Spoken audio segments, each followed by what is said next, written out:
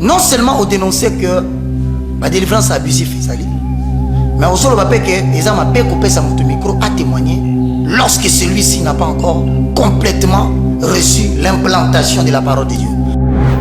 Donc, et là, on a le papa Roger, ils ont dit que le pasteur ne précipitait pas pour donner des témoignages aux gens. Voilà. 2, il y a un masque. Pour il faut battre les témoignages. Il faut censure. Il faut que tu aies avec les paralytiques au bateau laxatikoyo, na miwe au bateau laxina TV. Balaxé na TV à mon anasoute. Ah wazalaki avec l'église au côté à comme paralytique l'église mususu. Et belé aux hommes bengani ba qui ça c'est comment être belle. C'est pourquoi j'ai dit au pasteur Albert Kakenza l'évêque général, il doit taper la main sur la table. Ngai côté na ngazo beta. Asa besoin na yo, asa na besoin gérer, asa na besoin de te bénir. Pour Amona, parce que biso tout le monde est associé. Et puis ma rambe belé zoé la biso a yé piazza c'est pour ça. Avec les rabbins. Pour battre belé yé mutaye na battre belé. Que moto yo église yo faut pas fermer en haut, église yo ça ne peut pas fonctionner, moto yo faut pas suspendre, moto ne peut plus exercer. Donc il faut que les vêtements avec ça. Qu'est-ce qu'on doit retenir de l'église? Pourquoi mes amis tu continuer oyer, qu'est-ce que les gens doivent retenir de Arche de Noé? Arche de Noé, ils sont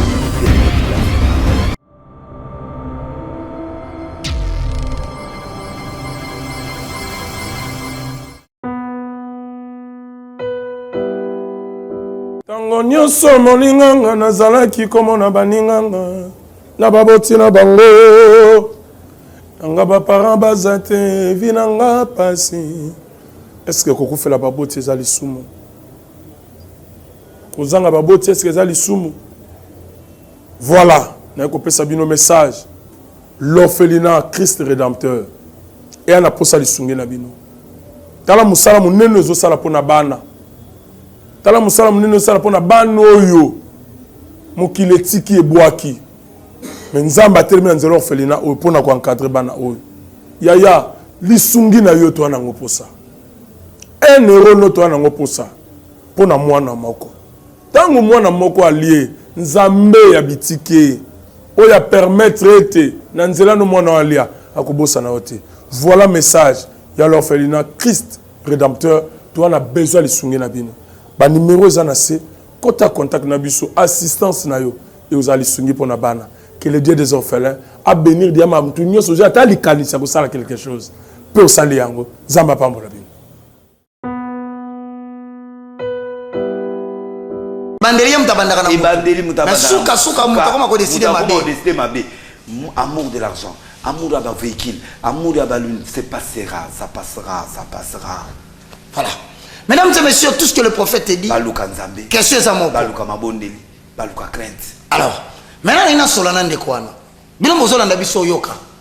Soit on se laisser pincer par la vérité, ou bien OK comme quand c'est la situation troublante et à confusion.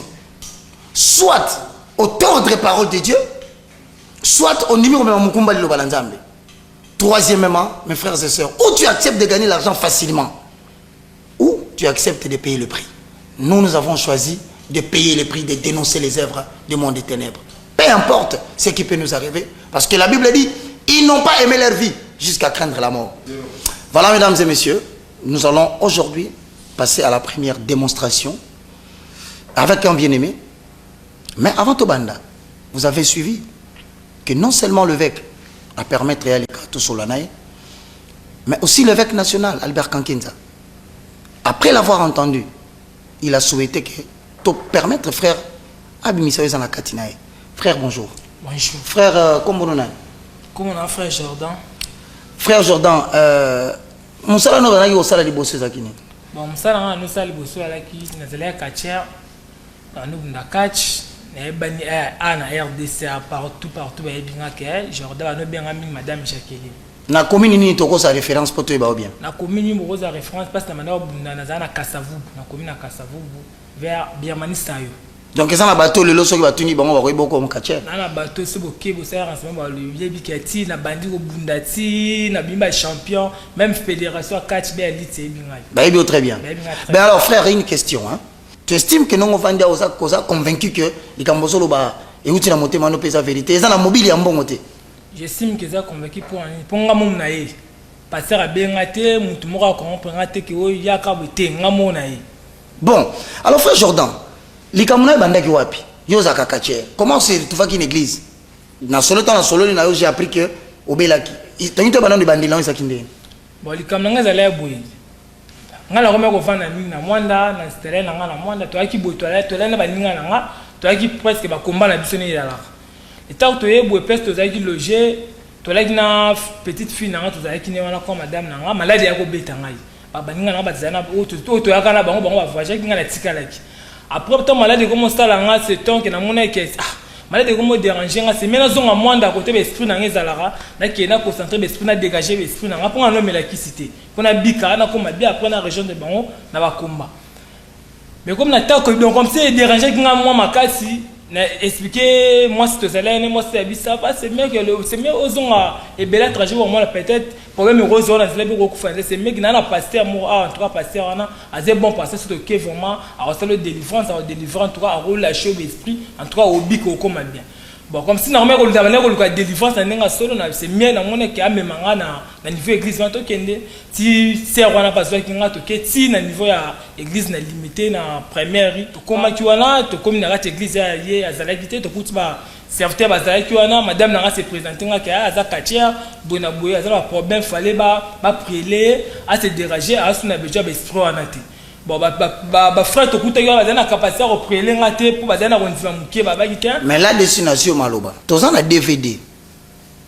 o ba prier la ki yo okoyi ezalaki nanu bandimi wana ba pasteur o azaki ba bondeli pona ozo reconnaître que tant okota ki na prière ezaki ya solo ezaki ya lokuta parce que tout monde yo okoyi pe ba bondeli pona na point wana nazo reconnaître que tant na yaki wana tant na kota ki tant na yaki une église ba on va prier nga église te tant na ye ba zwingai ba lobi na ngate photo ke na yo sina ndaku eta to comme na kacha ndaku to kenda ki te po ba on va prier nga kuna mais to kenda kuna po no tika nga ba prier la ki yo ba prier la ki nga alors qu'est-ce qui s'est passé ton ba prier là et le pasteur qui te pour ba prier nga na santa ke logote la santa ke wana yo wana ngai la santa ke logote mais probablement le ba prier la ki ka bongo ba prier ti moi après moi 30 minutes ba tikinga ba bi ye moko prier nga la selo la ndenge niveau ba monele ngai baba ki ke bango c'est ko ba kokate c'est pour ça que vanda ki anto zeli si vers ba 21 après ayepe après mais dès qu'après nga la santa ki pe logote après l'on demain on a tongo to bengani na kacha ndaku na yeto solo li atuninga bon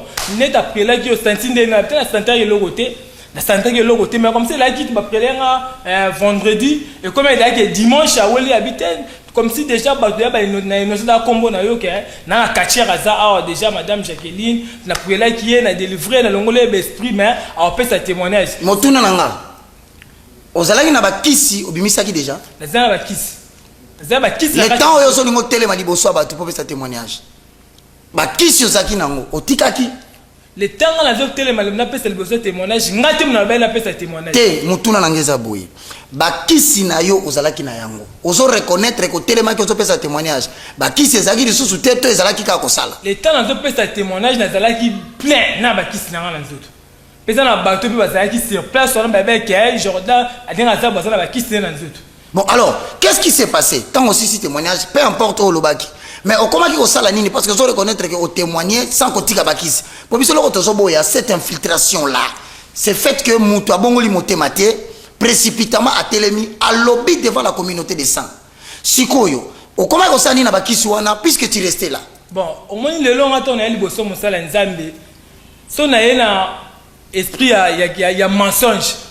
Comme ça serviteur de Dieu. Faut quand même nzamba le belo que na kati que mon tout maman zolo bana quand même ça marche pour on nzamba ngana féticheur yo za musala nzambe fétiche na maman nzambe simbarate donc yo se reconnaître que beaucoup ça qui bande ko boli misane na zo kata ye parce que tu to ka bien on se reconnaître que mensonge mo salema ki parce que o sanza ki makila mensonge salama pour al makila to sandara to bunda ba komba cash to pasolo rabat ba bumu to bimisa ba tumi chopo to bimisa même na misu ko bimisa makila za ma démonstration na ngamoko na sala na nzeto na ngamoko ni na bimisa makila wana c'est-à-dire la bimsa makila c'est-à-dire pour pasteur à le bal nga faut te témoigner c'est même faut ça le logo moko boye pour mona ki esalami ne na zoka ba singana pesa passer ba singa comme ba nyoka ko ya ba tout ba filmer ba mona ba nyoka wana après banyoka wana elimo après banyoka wana mema en église te elimo après ozwanga to yeko kene église to comme l'église à se présenter nga et te quartier yo na la salle de délivrance aza sur esprit mais comme tanga yezo pesanga na sala na témoigner mais entre tanga mon ebi ke na le esprit nanga mais comme singa na yeki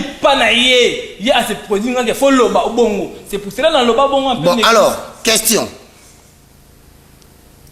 et là on est sala kisu na bakisu na l'église o comment ko sala nini parce qu'il semble ko vandaki quand même wana bakisi na yo o gardaki ngo o continue ko munda catch au comment qui détruire l'église n'a pas qui peut-être une information au salaire qui comme on est quand même parce qu'après témoignage on continue qui va pratique now na comment on détruire l'église té mais toi on t'a quand on a vendu na zana ba kisi na ngana nzoto et zana ba to bazala qui une église oh ben bi que délivrance ba sala nga c'est faux c'est maintenant au salaire qui na yango ni na kaboli ba sur l'église ba kisi pesa ba kisi ba zali on a pesa oh bazan ba sambela na on va expliquer bien ça la bagindeni on pesa bon ba kutana ki wapi ba zali so ba tuni même mais busel na bango moko kaka amona nga na sa ba démonstration na pesa serre l'église ba kisi aya mona bo ebisa mo passe ça ba kisi ba domination mo ba na boya kaye mo ba na boyi mwana mwasi wana ayi ko approcher ba se ba délivrer alobi na nga mais Jordan banda ya délivrance l'église mais la témoignage de nena yeba ma ça solo bongo l'habiter na ça ba kisi nga bi ko aider ngai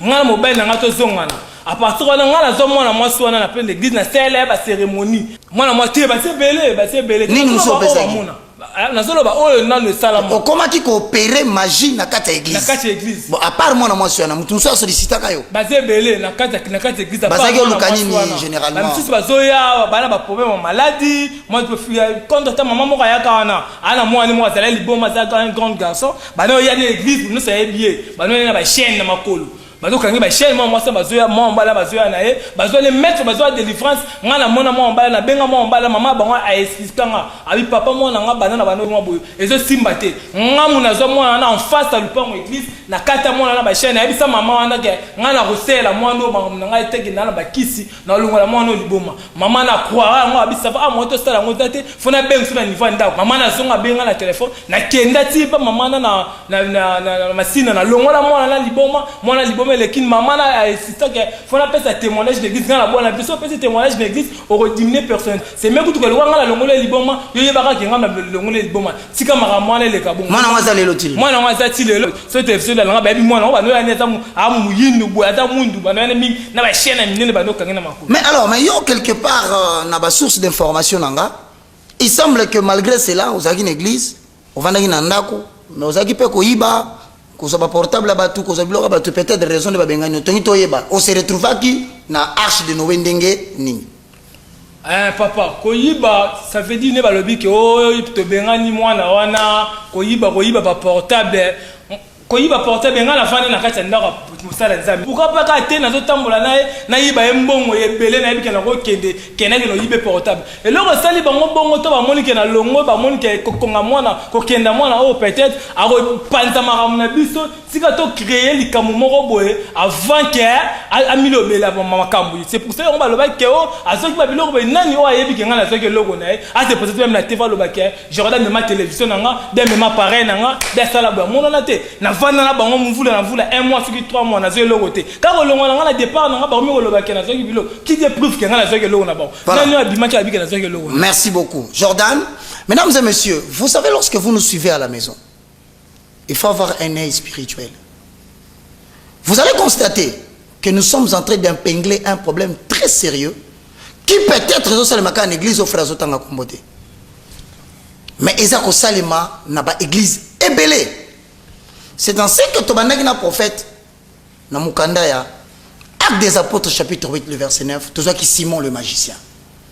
Selon toi na otuno mutuna mususu ozala bandeko mususu oyo pe ba ko za pesa ki témoignage que bino bosala ki coup pour ko tromper le sous-pasteur to ko sala loko moko pona ko attirer sympathie na ye ezana mutu moko ko ba lelo o lelo pa ko telema douter lobi que non c'est faux ce que tu dis là ngala za ki na c'est ça qui ngote témoignage na l'église wana e bengisi ba quartier rebelle e bengisi na batu ba mama poto baya na partir à témoignage on a pesa wana à partir à témoignage on a pesa et ça na batu benga ba quartier ba benga abenga na téléphone tiens Jacqueline na qui te na la témoignage na yo na yeba vraiment si c'est vrai na benga une pendant téléphone moto sur la base la raté na invité to kutana na kutana limité to kutana en dehors église wapi mais to ko ba place beaucoup tana ki to kutana faire église il a pris kana première vie après de faire station voilà causerie na minezakini to kutana na ba benga ngai to ya to solo la na atuna nga bon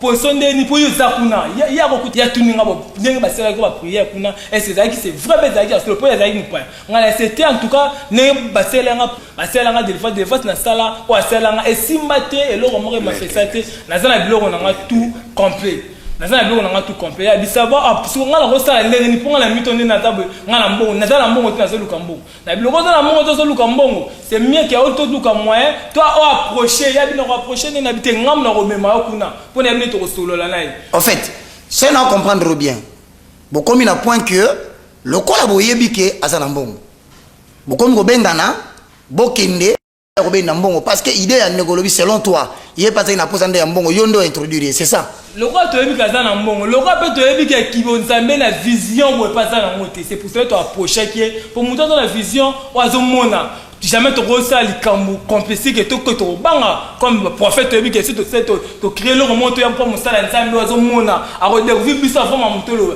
mais au biso to approcher ya zo reconnaître en mbala mort c'est bon na nzimi que to sala bon c'est pour cela que on to rapprocher que to mona trop faible. Bon alors, puisque vous découvrez les autres faibles, vous continuez à pratiquer nabino, on s'est retrouvé ce qu'on parle dans l'église Arche de Noé. Parce que ce que moi je vais dire ici, mesdames et messieurs, le frère s'est retrouvé dans Arche de Noé. Tant au komikuna, mutune tunami. On s'assure que le nom est parce que Awa, à quoi s'engager, semble-t-il, ce n'est même pas lui qui a prié pour toi, Isaac Mamatina.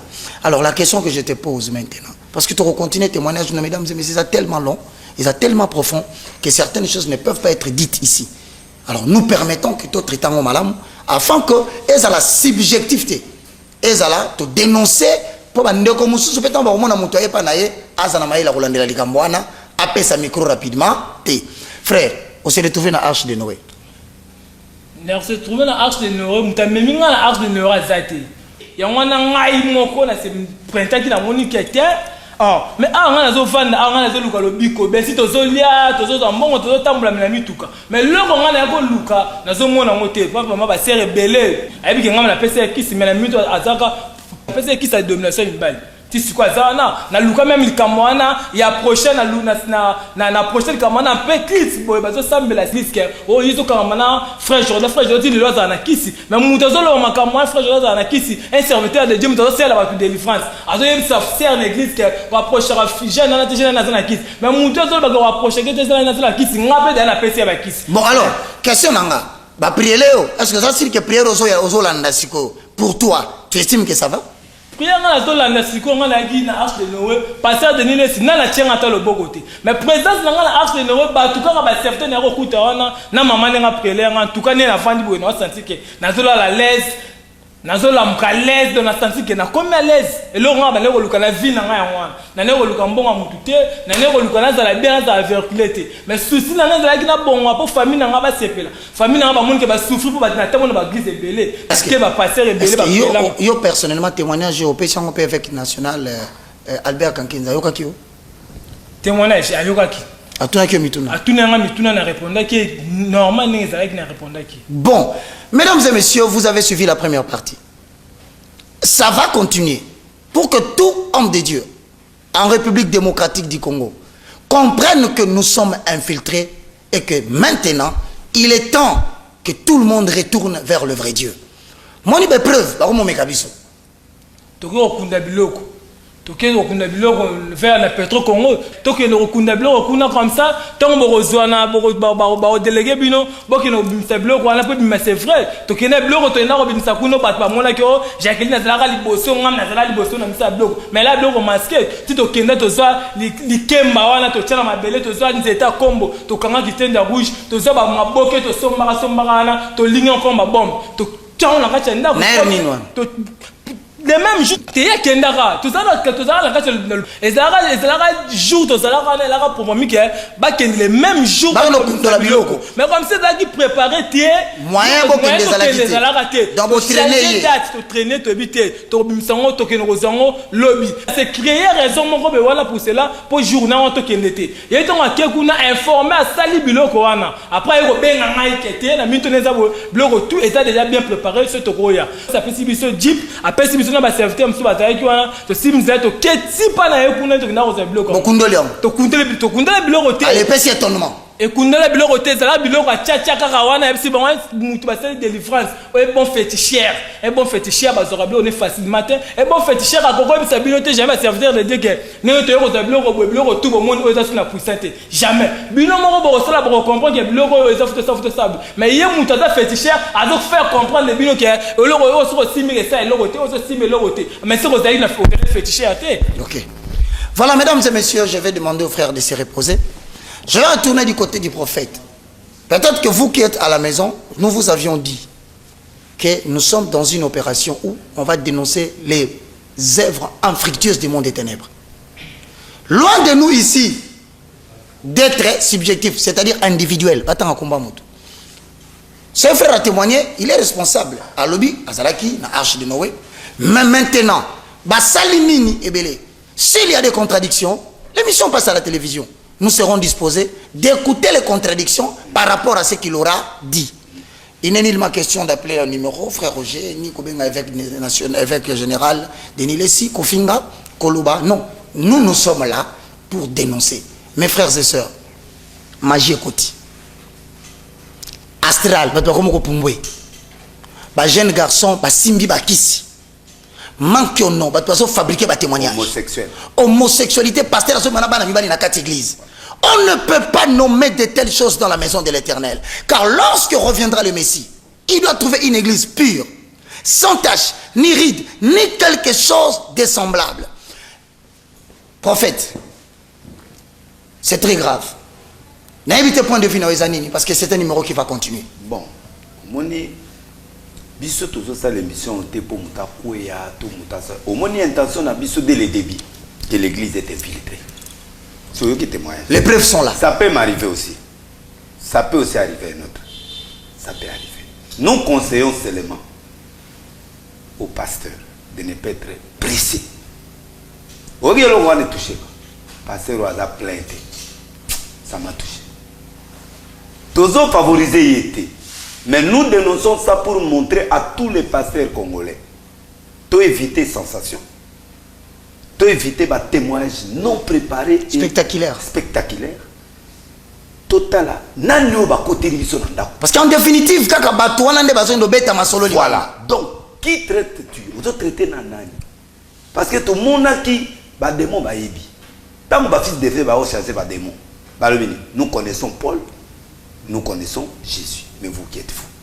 Il faut tout se préparer spirituellement. Chaque fozo magie, tout ça, ne précipitons pas. Et ça peut-être pasteur yatangi komote. Ça peut être aussi pour tous les autres, pour moi et pour tous les autres pasteurs. Je ne suis pas là pour vendre là, mais ce conseil n'a pas été que. Batuba quand ça m'a moto le bezalo kuta. Mais moi je crois que même qui est pasteur avec Akenza à Yokaye, la police est Yokaye. Bon, objectif n'a mis ce yali tout prévenir les pasteurs que attention na bateau nyos basoya. To luka plus batu bakangola. To luka plus batu bakota lola. To luka plus batu bazala depuis ayanga na otaleka.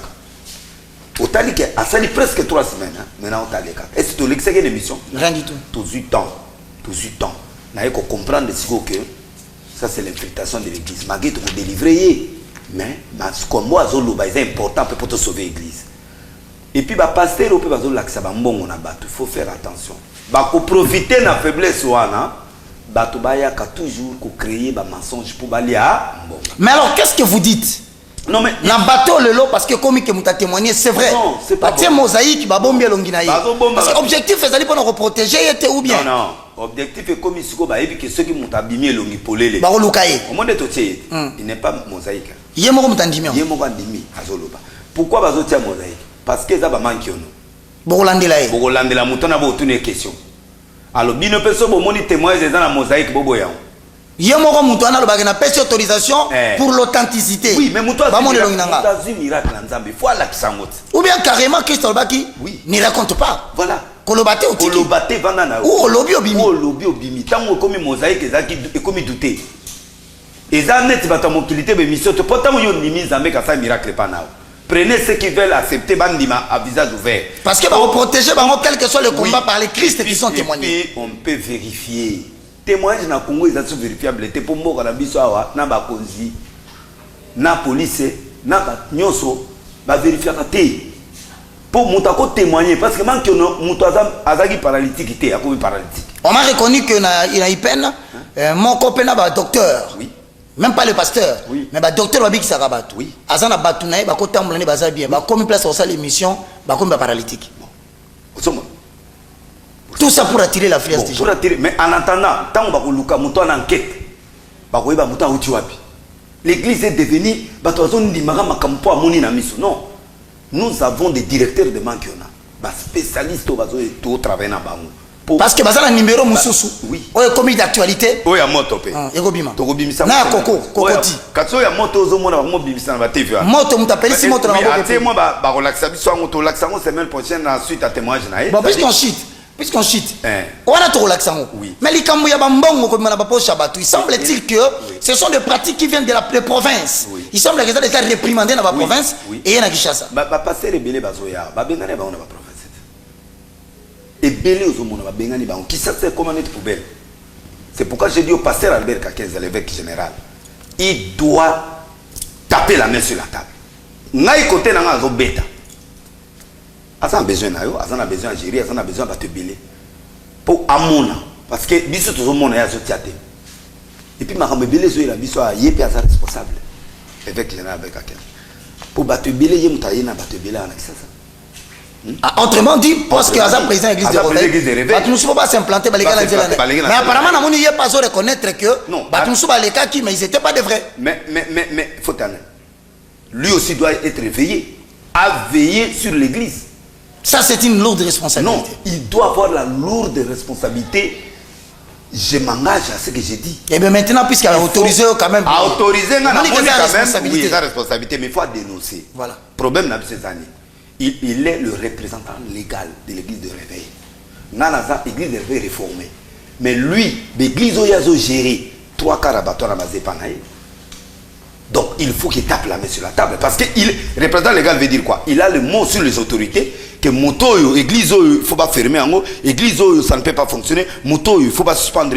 Moto ne peut plus exercer. Donc il faut que l'évêque général avec 15 tape sur la table.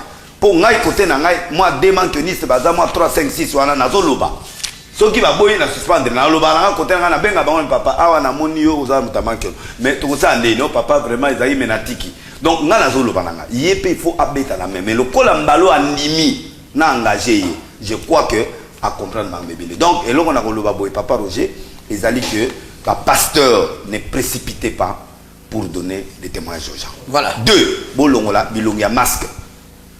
Pour il faut batouana mutazo le kana témoignage. Il faut censure. Photo yeba mutouana zana. Papa paralytique a bikilelo. A kotika l'église. Bien sûr. Hein? Muto a comment kotika muto paralytique a samboli l'église auto monaka ya Yesu ana ba billet c'est mutouana démon abi non. Débat et salami pendant longtemps. Non. Na azala démon témoin ce que je sais j'ai été aveugle et j'ai vu famille na eba ibi ki muto azala ki a aveugle. Ba aveugle na ba paralytique o bazo laksa tsikoyo na ba miwe o bazo laksa na TV. Ba laksa na TV amona na souté. Awa azala ki aveugle l'église oyo côté a commis paralytique l'église mususu na mankion. A changé malade. Oui. Alors, à ce moment-là, malade à qui m'a en église. Voilà. Donc, à la suite l'église, on a tout le monde a moutou à il faut dans la fidèle l'église. Bah alors, dans ces cas, il faut que les chrétiens exigent au pasteur que moutou a qui n'a maladie. Spécialiste na chargé d'évangélisation, à ça la suivi, à zone en église pour vendre sa cabane en église. Afin que le salut soit complet. Oui, mais batongo baza, du miracle, balimoué, bakiwa. Alors, maintenant, par rapport à vous, qu'est-ce qu'on doit retenir de l'église? Programme Ezanini, donc continuer à boyer. Qu'est-ce que les gens doivent retenir de Arche de Noé? Arche de Noé, biso totelemi pour la vraie parole. au moins ngazana to tikié maman ko t'a passé na ba délivrance ba au moins na ki ba tatouage ati wana bandi ofimba et a meka biloko ne wana kuna esimbité alors siko ba ko enseigner ba la lisa est bien azo prier to même rythme mbongo te to même eloko monte to tikié na conscience à l'ensemble mais to zo autoriser te que à déstabiliser toi finga papa sterté ça on ne peut pas l'autoriser. OK. Mais surtout bimi si ils ont un souci moko boye. Il y a dénoncer infiltration. Il y a dénoncer infiltration satanique. Il y a dénoncer ma faux pastorité. Il y a dénoncer infiltration satanique. Très clair. Que ba magie ba ça nini ba côté biso. OK, il n'est pas plein. Ça veut dire la précipitation ana au lieu muta préparer spirituellement bon magicien aye, na pena se préparer spirituellement pour na kanga mili mwana. Ongo kende ba kosi abi non, pas ça. Yo monte pour la kanga mutu mo. Azotea mutu mo boy. Pour sur Sergius. Na acte 13. Bien sûr. 6. Alumine. A Talibou Abine, moto so bongo la moté matene, ta tonabi plein de ruines. J'étais en aveugle. Voilà. Pour un temps. Ma sister on a comme aveugle. Papa na bongo moté ma mbala moko miracle salemi. C'est comme ça qu'on doit être. Motazo ya bozo kangaye. Délivrance zo conduire yepé o pousser. Au bon magelo ko place bo kosi. Aux amba biloko no kosi au salibo. Donc jusqu'à ce que bato ba comme concentrer. Mais ba passer ça dans nzamba se concentrer té. Ba commis spectaculaire, ba commis bato étonnement, ba comme ça ba na ba témoignage. Alors faites attention avec les témoignages que vous écoutez à la télévision. Donc il faut ba témoignage là nyonso ezala vérifier. Et kota la bato est-ce que ba bon wan. Parce que nous voyons la contradiction. Ora au quartier ro alobike a bon wan. Au monde a lobby le même quartier. Oh et comme ba problème. Après ici azongi susu oh boy. Donc vous sentez que tout autour il y a biloko wana. Vous sentir que ba non ils a cité. Donc bastar banani bassin nanzambe conseil ngana opesa tout comme sensationnalité. Je peux reconnaître vous avez la chose de Dieu.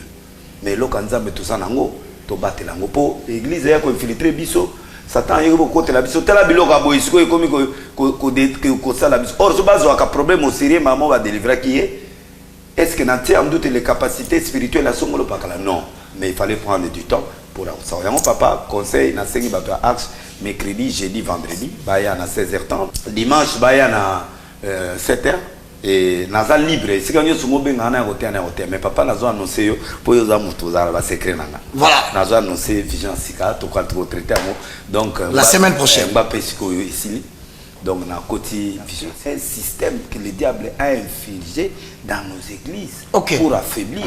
J'ai été avec un jeune prophète où il peut avoir ça la combo dans les roues. À l'occurrence de Josué. Josué avec un TV. Alobini. C'est un pasteur. De toutes les façons, Makamozo le bezaya solo. Oui. Parce que quelque part, Moutakoye va déjà, Moutoussa ça manque par exemple. Akoye va que non. L'homme a 4 têtes n'a déjà na sakola. ala liné amélé masanga bimika na 17h asakoli na ye tango asakoli na ye ayebiki na 4 manki na ye maman boy sili et rentre personne dans un faible. J'ai constaté que la faiblesse est côté. Il faut ce qu'on va conférence pour Maramusu Tokolo bango na public boité to kota ngona ba scène dans un fermé. Donc en d'autres termes c'est quand même un homme de Dieu, mais animi a yeti ko encourager nganda ko hier. Voilà. On me dit que prophète Denis Lessi, ce que tu dis est vrai. Ben alors infiltration Zoloba. Dans le ministère il y a délivrance. Babu ezali. Ça dit batu au moins même Paul tango akui. OK. Nzamba kutani na ye. Paul, Saül, pourquoi me persécutes-tu? Pourquoi me persécutes-tu? Nous allons rendre aveugle. Atindi Ananias, Azuye. Ananias a boya qui assassin. Azuye avant d'ici pendant un temps pour abonner les missions, mais avant d'ici la doctrine pour un temps. Azalaki mbangu te pour lâcher Paul. Jusqu'à ce que va tirer au sort. Voilà. Mettez-moi de côté. Mettez-moi de côté. C'est le témoignage de Dieu. Voilà. Donc, il faut que, parce que nous tout comme linga sensation, selon Acte chapitre 8. L'histoire ni les Acte 8. Acte 8, verset 9, il y avait auparavant dans la ville un homme nommé Simon, qui se donnait pour un personnage important, exercer la magie et provoquant l'étonnement du peuple de la Samarie, tu vois. Bon, alors en matière de la délivrance, et ça peut être comme ça, comme ça, des spectaculaires pour provoquer l'étonnement. Oui, ça dit, Batoazo, où est là? Délivrance pour spectacle, ça y est, ma pauvre, et tout bas, elle a étonné dans ta ville. Et ça, que ça y est, ma acte des apôtres, papa, aux hommes, tata, oyo. magicien alengisa bato na ville étonnement Salim. Mais ce magicien, c'est que tu as la version au PCA. Il disait que cette puissance venait de Dieu. Oui, ça dit que Tolobi la fois passée, non? Tolobi qui se sont fait l'âge de la lumière. Ok, déguisement. Déguisement dans 5 ministères. Voilà. Apostolique, prophétique, pastoral, doctoral. Donc, à côté, on a 5 ministères dans le Congo, dans le monde, de façon à opérer dans l'église dans le ministère. Il y a un toujours pour faire dévoiler tout, découvrir. Papa, ils ont un problème personnel. Na pasteur Songolo. Non, problème là les ali basali na nzambe wana bazali ba grand bazali ba toyi nzambe mais il y a séduction yeli bango mais à Olobi monde de magie il exerçait une si profonde influence. Oui. C'était parce que depuis assez longtemps il séduisait les gens par la sorcellerie et les tenait envoûtés par les dons magiques. Voilà, donc c'est dire abandé kala badoza ba okama nanu bato amoni vrai évangile. Mais tant que l'évangile a solo yé moko Philippe a écouté diacre diacre Philippe a écouté yé tata na yé a bon monter mazu baptême lui le magicien il s'appelait Simon la Bible le dit Simon le même oui devint croyant oui et ses filles baptisées. Voilà. Par la suite, il accompagnait constamment Philippe. Voilà. Il s'émerveillait devant le miracle. Voilà. Et les prodiges extraordinaires qui s'accomplissaient sous ses yeux. Ah, mais au verset 18, lorsque Simon vit que le Saint-Esprit était donné par l'imposition de main des apôtres, voilà. Il leur proposa de l'argent en disant donnez-moi aussi ce pouvoir pour que ceux à qui j'imposerai le main reçoivent le Saint-Esprit. Précipitation. Et ça, en quoi consiste la précipitation? La précipitation là-bas, tant qu'il y a eu baptême, bah constater que Mouton a eu magicien, on a comme ça battu à bon mouton. Or, il n'a pas été converti. Alors qu'il y a eu un baptême. Donc, ça veut dire que tu as infiltré les choses. Oui. Tu n'as point que l'église a baptême. L'église à Congo, tout justement. Voilà. Donc, tu peux présenter les lots. Donc, il y a des gens, mon pasteur va tomber dans le piège à sensation. Pas précipitation, pas tout témoignage. Mais mon temps est-ce qu'il y a bon moine. Avant de naître à ma colonayo, bon enseigner. Est-ce qu'il y a 8 ans, il y a besoin de délivrance? Le coup, la Paul avant d'aller dans ma colonanias, parce que Batouana va être trop dangereux. Parce qu'on déstabilise l'église au même moment. Et puis, il va s'écrire dans Bisso. On s'arrête au conseil. Comment on tambola na Philippe. Ah, comment on l'en est partout. Alors, si les gens le voyaient, ils pouvaient dire que des Sorazamabe, quand même, la tambolina pour Diacre Philippe. C'est là où le pasteur tombe dans les pièges maintenant. Sensation. Église, allez-le comme église à sensation. Il y a mis Sélékété, il y a Mankiono, il y a mis qu'on a pas sensation, mais ils ont rendu Bisso faible. Mais alors, dans ces cas-là, puisqu'ils nous infiltrent, toi, c'est fier qu'à rater ce moutakouï. Non. Toi, c'est fier qu'à rater ce moutasimbi micro a témoigné à Biki. Non. Toi, c'est fait ça, micro bangote. C'est ça, c'est qu'on se dénoncer. Oui. Parce que là-dessus, au Solobake, il peut avoir l'attitude de Simon. Oui. Dès lors que Lélo, nous parlons à tous les hommes de Dieu qui nous regardent. Ils vous suivent. Que tout ça n'a problème. Pourquoi précipiter trop de témoignages? Témoignage à man qui en a déjà, faut pas. Témoignage à Mabé déjà, faut pas. Témoignage de Bilok à Bakoutim, faut pas. Témoignage de Bilok à Magie, il faut faire attention. Oye baki réellement Bilok aux autres témoigner consciemment le baki moto les amusala. Que Moutoumou a mis une église pas fou du coup. Et puis là où cimetière par exemple. Par exemple, là où cimetière. Azul micro a témoigné. Ah bah témoigner. Or monsieur les a manqué non. Pour papa tout ça n'a pas directeur manqué on a casse n'a pas cabal juif. Toi na bangote. C'est ça l'avantage peut-être. Toi na bango parce que source information sur Ezali. Nous avons remercié toujours directeur géri. Donc bazo aider biso pour na kofongola biso miso ko comprendre mambebele.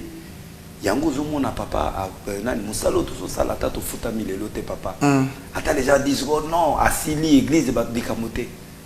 Nandimina za na mutu mon église mena za na kimi. Amen. Nandimina za na mutu mon église na kota lola. Et différent dans la foule. Mais parce que quelque part, reprocher peut-être basé sur une église. C'est ainsi que ça la makamwana. Il a pour sa qualité. Non, n'a pas pour sa qualité. N'a pas pour sa qualité. Pour n'attendre ça va stade dans ça mais batunyo so ba na stade ba batu bandimi na ngate. Dans la église na bango. Ce campagne ici, les bazongit. Ngana benga batu te batika le pananga. Papa osbor na za église te. Ba bon qui na ban église te. mais pas ça là 100 000 1 million de foules. Mais maintenant on va zolanda yo ba serviteur de Dieu. Naza ko sauver mettez na bango église est koufi. L'église est en danger. Nous sommes infiltrés. Nous sommes infiltrés par le monde du ténèbre. Les loyaux en tendance il y a un témoignage et comme on kota. Il faut prendre du temps. Alors dans ces cas-là, bon bato ba koyaka ba pese micro ngai ne maman na ye na tiki na bimi alors on appelle ça dangereux. Bon, l'esprit est comme bima. Oui, mais bandolo ba muta kaka L'esprit est comme bima spontanément, mais oui. Ne veut pas dire que mon esprit n'est bimi ou. Bon pese micro. Bon pese micro non. Avec le temps boyo qui est dans nous, botali effectivement ce qui a sa délivré. Parce que le scandale c'est quoi Moussakoli? C'est muta tata tolinde wana. Le ba ke écouter sur na coin azome la diamba. C'est ça. Azome la cigarette. Azana pité ba koutia na ba pratique wana. À ce moment là, crédibilité église des animes. Bon, église de siko ya lelo et comme ba récupérer quatre éléments wana. Ba mo travailler on a TV. Topé bateau ba na quatre église, sensation wana ba ke pas dans ça. Ah passer na bisa d'onction. Ba zui mutu ba kosi ke mutu uti cimetière. Ilongi mwindu afandi mino na monoko yate. Ya mukusi. Comment on va pigmer awate? Oh, mais vous allez Mesdames et messieurs, il y a des pygmées oui. Utilisés aussi au Congo pour intimider les gens dans leur maison. Oui. Vous allez les découvrir. Voilà, prenez besoin de le dire. Alors, Moussakoli, non seulement on dénonçait que la délivrance abusive, mais aussi on va que les gens ont micro à témoigner lorsque celui-ci n'a pas encore complètement reçu l'implantation de la parole de Dieu. Alors, avant de témoigner, je te dis et puis, est-ce que tu peux appuyer des marches non basali? Oui, tu peux appuyer des marches. Par exemple, l'évêque Kakeza. Évêque Albert Kakeza. Nazali, pasteur, évêque et président de l'église des réveils réformés. Mais toi, deux, na réveil. Il y a une église de réveil. Alors, même dans témoignage de Yoka. Il m'a dit de l'engager aussi. J'ai suivi. Oui. Moi-même, j'ai entendu l'entretien. Donc, c'est-à-dire que tu as juillet. Il était là. Il était là. Il n'est pas yoki. Papa évêque, dans l'Ingi Kozoyo, en tant qu'évêque église de réveil, Oyoka. Ayoki a posé peine de questions, a posé, a dit bon, yo ne nous a boyé te copier de l'électricité au bout de. Voilà. Donc, na memi évêque, na memi moi na tina la police pour na que non, moto yaye pas nanga pour na boye pour na délivrance. Mais a outi sika songolo aye boye mais alumi na pas na passer la prière. Mais tala na faire arrêter pendant la bino la police boye babo za les former. Na ebisi ba kozi na yebisi pe bakozi musamboka pe na yebisi évêque ya église de réveil. Donc yango zo mona ke bato bazona na biso na ndako. Voilà. Tozo sala eloko moko te pour na to déstabiliser mutu songolo ou mutu songolo te. Mais conseil na biso, ne donnez pas le micro facilement na bato soko za rassurer te mutu na délivrer te. OK. Ça c'est un. Deux.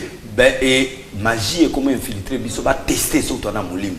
Ah, donc ils viennent avec le mensonge. Bah, et ils se disent, oui. Biso dans le menteur. Voilà. Ce qui a fait un zambé, à détecter sur l'auto ça. Voilà. Ah, c'est ça le problème. Là, c'est ce qui m'a choqué.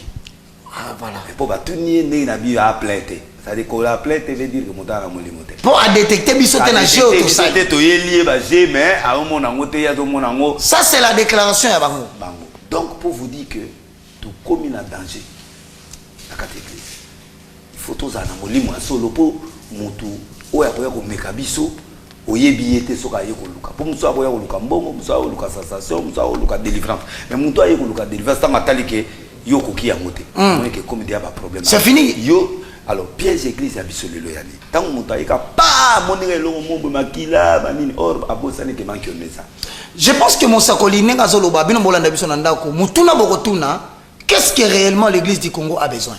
Les apôtres nous en avons, les prophètes nous en avons, les évangélistes, les docteurs, les pasteurs, Tozana Bango, mais besoin il y a église Lelo, c'est la pureté dans le message. C'est ce qui nous manque aujourd'hui.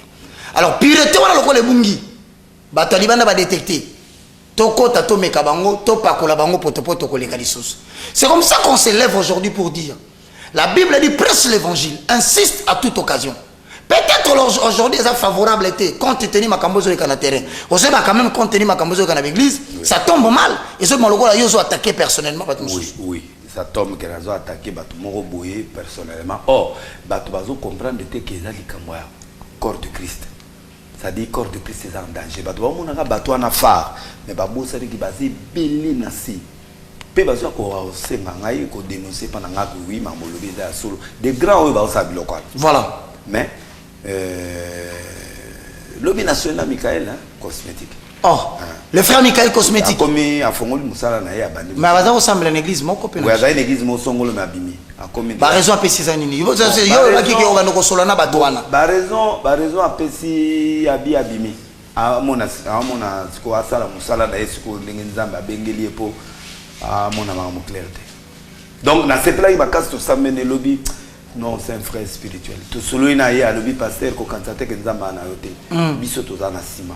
Toyebi makambo biso to moni 7000 hommes oyo bazali biso to za kati. Donc en fait il y a des gens qui disent que ba baso comprendre rote mais bango ba makambo moni place bazalaki. Ah oui que na za ina situation mobulu lobby na komi bona kuti apa molinga. Gloire soit rendue. Oh oui que na komi zinzamna lela ki na menza message de monter ba to kimi biso. Non mais message. Ayebi singa bi to kimite toza zo nyoso. Mais apparemment ça na ba musu baso c'est la car nongo solo ba polo bi ba so courage à hôtel. Oui. C'est-à-dire il y a des petits pasteurs au baso mona baba petit.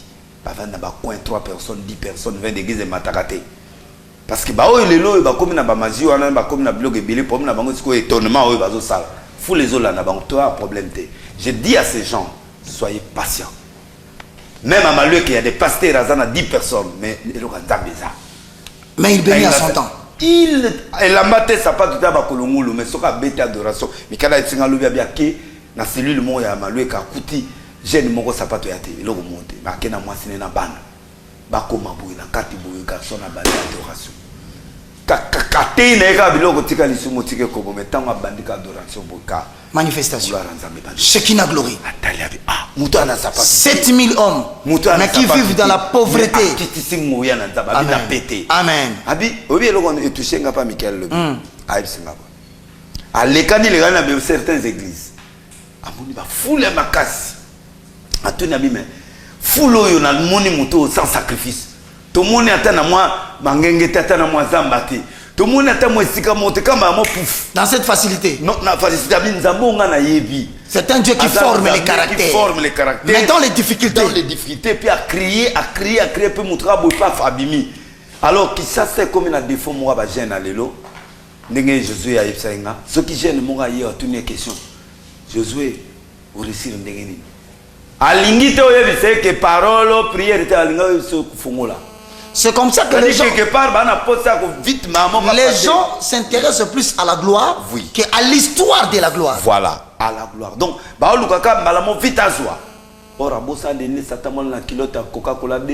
y a un parcours. Pendant une année, donc tout le monde na créé na tenga na matanga ano que ma peso le kabo petit moi azua on na beta petit ala aibsanga bi ana eba teke ba katiere pe bazala na ba pasteur. Donc quelque part moi makambo bitole kana mambo belé papa mais ba bien côté ba mon dénilé si gloire à ma campagne mais ba mon dénilé c'était oyo azana ombre pendant 25 ans. Voilà. Donc problème na biso ba jeune nazo conseil bango ne précipitez pas. Vaut mieux la fin d'une chose que son. Mesdames et messieurs, vous qui nous avez suivis à la partir de la maison, si vous aviez besoin ou quelque part, vous tout le monde va dire ah non, Moussa Koli a l'équissi. Ah, il est fait Roger par l'équissi. Je vous conseille. Lisez. 2 Timothée chapitre 3, le verset 1 à 2. Sache bien que il y aura des temps difficiles. La période finale de l'histoire de ce monde sera une époque périlleuse et trouble. Les hommes seront égoïstes, avides, exclusivement préoccupés d'eux-mêmes, de leurs richesses, de leurs réalisations, de leurs prétentions. Ils seront de plus en plus arrogants, jaloux, envieux, blasphémateurs, ainsi de suite et médisants. Si vous avez quelque chose que vous voulez retenir, on répète, s'il y a quelqu'un qui estime que non, parce que tout ça, la démonstration, moi je vais dire que ce qu'il avait dit était faux. L'évangéliste Roger Baka est disposé. Voilà. Caméra et Koya. Mais si on se sentir tranquille, petit à petit, Même si le mal va demeurer dans le monde, mais nous allons l'éradiquer dans la maison de l'Éternel. C'est ça notre travail. Nous n'aimons pas la doctrine des Nicolaïtes. Le frère va continuer son témoignage prochainement. Avec ton commune Asuka, n'a pas soka momoko et puis tout se séparer. Merci papa pour l'encouragement. Non, na musala sala. Kanga na toi kanga misuma. Tika ouverture na mutu nyonso. Tozo critiquer mututé, tozo déstabiliser mututé, tozo dénoncer Satan dans la église corps du Christ. Et là on a insisté en wana. Donc ce qui est dit que tozo venger, mais les bilans comme sous ko gérer en fait tout ini molière. Allo banaya sala. Mais ce c'est pour censurer que nous faisons cela. Pour censurer, nous avons pris et protéger l'image de l'église. Protéger l'image de l'église. Parce que mon papa a retraité biloko ndenge mon côté. Yango moni que to boy biloko ne kenena ba molière ba nini po camarade nanga molière soka zu biloko aboy eza danger. Mais nous censurons, nous voyons plus côté spirituel. C'est-à-dire que Satan nous a infiltrés et que tokoma des vigilants na ba biloko tozoyoka et puis tout se détruit entre nous. Et puis na insisté sur papa sur les caméras ba esprit ba biloko ba nukawana ba lumière ba biloko ba bougie na église ba bougie noire ba bougie rouge vraiment tous à la tête que bato ba mona que non tous ali kaka lumière non Christ est là. Je crois que prochainement tu vas développer le kwana il y a biloko ba science ou écoute na kat église on peut permettre tous zonga kinya. Merci beaucoup de nous avoir suivis. Nous vous disons au revoir. On se retrouve très prochainement si le Seigneur Jésus ne revient pas. Mais en tout cas, vous qui nous avez suivis, ne restez pas fanatiques d'un homme, ni d'une église, parce que la religion ne sauve pas. Seul Jésus-Christ de Nazareth sauve, et c'est le Saint-Esprit qui a les bâtons de commandement pour diriger l'église jusqu'à la fin des temps. Merci beaucoup. Au revoir. Dieu vous bénisse. Merci. Merci, Banakin, Bana monde entier. Merci bien-être. Sougala café, logo, na mêlé logo, mais le logo est amabé. Il y a bien pour la panne technique, mais quand ça les langues on a n'enga amabé, ça les langues pour la maman. La célibataire to lingi bino ate. So maga boma mukolo bala. Pourtant mzo ba produire en soute. Merci bien-être yango yo. Lukango benga ndekonanga alendele yé mutu ayebi esika ko fournir yo autant que tu veux $35 eze belé na kati sobo melika moko de joga bien bémoroïde banini tout ça bilialia vanda musala banini et réparer yo système ya break et réparer yo pe fonctionnement ya break de break donc et pe son fonctionnement ya bien to comme ba congolais toujours gagner ba match on va défaite pas technique en plein match, c'est pas bon. Zongela et loco. Nana c'est éviter de dire surtout ba pasteur, boningo mela boyawa. Bobenga pena alendele na numéro na e pour bobenga pour bozo loco. C'est important. Traitement poison anti-poison yango yo. Ne ba mususu meli yango avant okende obima, o mela ngo. Ça des jours atabatie le loco. Moi cuire mon corps c'est bon. Oyope anti-poisson. Donc, ce qu'on attend, ils ont la carte. Et l'on l'a. Alendele les mikolo somme. N'habite mindele on va payer biloko va vous dire. Pour biloko on vende des solo. Mikolo va tirer poisson à toi famille, à toi ça problème na mututé jalousie car donc va produire en wana y anti-poison, oyope anti-poison. Donc benga alendele à partir na yi ayibindeni oya ozwango. Nzambe na nga pambola bino mi batela mboke komi biete bato bakomi na jalousie oyo tozo comprendre de souté bana mike bazo kufa mikolo bazo kufa baotiana bana bébé ba poisson donc toujours zala nanti na ndenga na nga na ndako c'est bon que Dieu vous bénisse.